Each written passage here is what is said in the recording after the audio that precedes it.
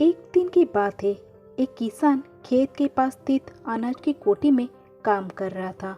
काम के दौरान उसकी घड़ी कहीं खो गई। वो घड़ी उसके पिता द्वारा उसे उपहार में दी गई थी। इस कारण उसे उसका भावनात्मक लगाव था। उसने वो घड़ी ढूंढने की बहुत कोशिश की। कोठी का हर कोना छान मारा, लेकिन घड़ी नहीं मिली। हताश होकर वो कोठी से बाहर आ गया। वहाँ उसने देखा कि कुछ बच्चे खेल रहे हैं। उसने बच्चों को पास बुलाकर उन्हें अपने पिता की घड़ी खोजने का काम सौंपा।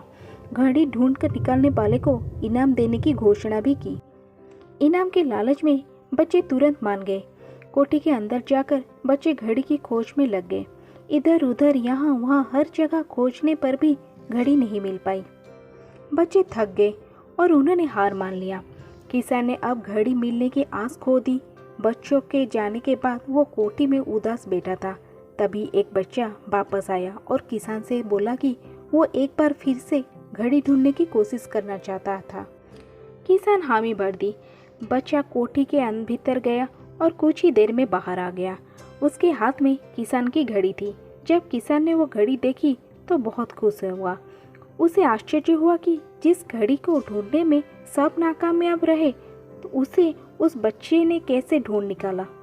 पूछने पर बच्चे ने बताया कि कोठी के भीतर जाकर वो चुपचाप एक जगह खड़ा हो गया और सुनने लगा। शांति में उस घड़ी की टिक टिक की आवाज़ सुनाई पड़ी और उस आवाज़ की दिशा में खोजने पर उसे वो घड़ी मिल गई। किसान ने बच्चे को शाबाशी दी और इनाम देकर विदा किया।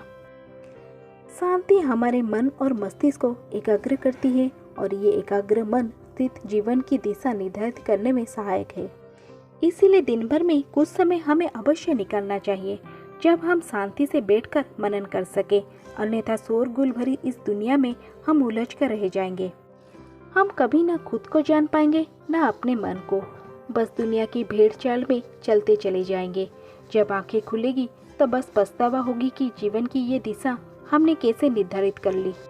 हम चाहते तो कुछ और थे, जबकि वास्तव में हमने तो वही किया जो दुनिया ने कहा।